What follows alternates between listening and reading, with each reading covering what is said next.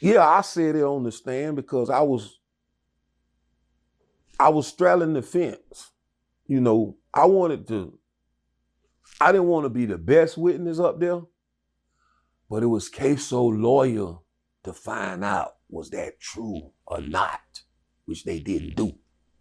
You know, Ksoo lawyers failed him because they had a lot of witnesses that they didn't do a thorough background. So what fence exactly was you straddling?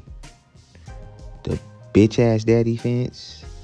And then the other fence probably was the bitch ass daddy fence. Are those the fences you straddling between? Cause I mean, bro, I don't think that there's no fence that you're really straddling, bro. You's a whole ass daddy. Poor excuse of a daddy. Poor excuse of a, you know what I'm saying? You the type of person that, like, I believe in the electric chair for you. They should just go ahead and sit you on that chair. You just said that it was the prosecution or whatever, some people within the court that got your son in trouble. No, this was you. You're his father. You went on him to do a drill and then told on him. Listen, instead of doing this, look, Ksoo's a big looking dude. I don't know how big he is in real life. He looks like he could have played some football, bro. And then you're in Florida, bro. You supposed to have him down in one of those little mini camps in Florida, getting right, cause bro, they breeding them NFL players out there, bro. Shit, that'd have been your best bet. But you didn't put the football in that big little nigga hand and make him be like, you know what I mean? He could have been something. I don't know if he would have been a little linebacker. Ksoo looked like a little linebacker. But that would have been a better look than to put the rifles in his hand or to put the street life in his hand. And then, like you said, the three dudes you say you put on, I think that Ksoo was one of them, bro. I think that you put Ksoo and his buddies on to sell the dope. Acting like you're trying to keep him out of trouble. When, come on, bro. You knew that they're going to possibly run into all the trouble. This nigga literally a friend daddy. And you know you hate those. Them the ones at school acting a motherfucking fool because daddy friends and shit with the kid. They want to pat him on the back for doing stupid ass shit. Yeah, friend daddy. You had his whole life to raise him up. You know, about 18 years to raise him up. Really more than that. Typically, you being a good dad, you fuck around and get like 25 years to raise him up to be the most outstanding gentleman you can make him be, right? But you had him and his friends running around selling dope for you. Let's be real. So you never really had the dad and son relationship. It was always, hey, you and your friends got that dope back. Hey, you and your friends ain't did no stupid. So it was always a business type of relationship. And then the fact you got them doing this shit, you kind of want them to be a little hard now because you're like, you know what?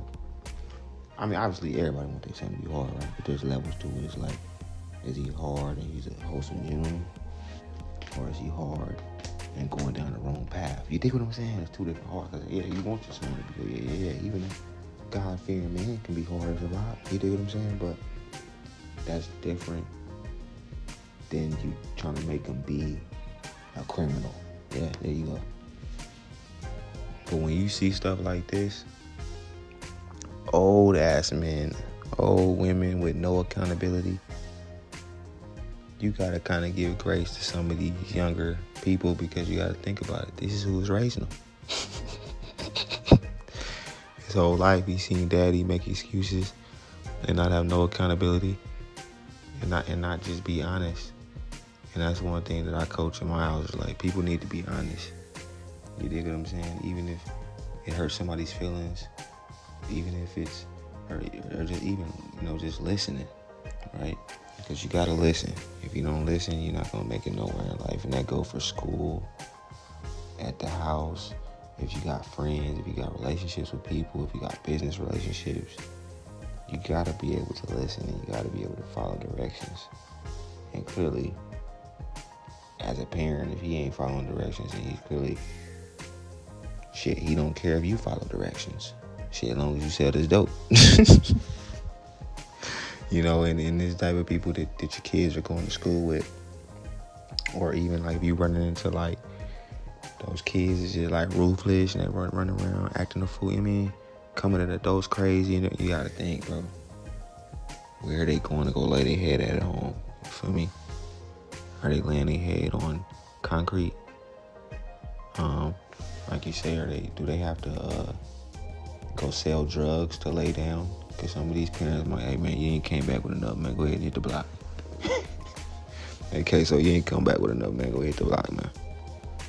So, and that kid is out there in the world on the loose, a mad man, a mad woman. So keep that in mind, man. You gotta have grace for like some people, because you just never know what type of parents they have. Like, do they have a parent that's actually trying to teach them right from wrong?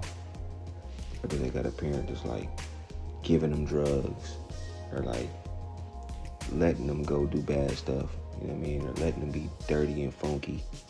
You know what I'm saying? Some parents let their kids be funky. They literally let their kids go outside, don't give a fuck what they looking like. You know what I mean? And that's unacceptable. You got your kid going out to the world, and then when they get made fun of, because these kids is ruthless, and when them kids go, oh, you funky, you smell like shit. Oh, you bitch, you got doggy breath. Or say some crazy stuff, and then it's your kids, shit, oh my God, you got made fun of. But it's like, shit, that's why as a parent, you gotta teach them the right stuff, not like bad shit. See, because my kids be mad at me, because I'm not gonna teach you no bad shit. I'm gonna tell you the right stuff to do.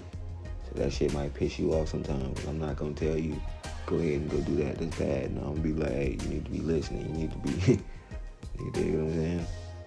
And clearly he wasn't doing that. He was, letting his kid be a hoodlum who running the streets. He thought it was cute, you know what I'm saying? Some dads love, like, oh shit, my son, he doing life right now, you know what I mean? And that's how I feel like OG Percy be acting to me. I think he be proud that his kids is locked up. I don't care what nobody say. That's how I really feel. He be kind of, to me, like, flaunting, like, yeah, my kid is real, kill it for real. That's lame. You know what I mean? Would it be really impressive is if you were saying that your son was a lawyer at some Ivy League school or some shit. Like, come on, bro, get a grip on it. But this is the parents, bro. He just literally blamed the court system. Took no responsibility for him being the one that raised this kid. This is your product. You feel me? This is your product. So if he went out and killed some people and you were with him when he did it, that's your product.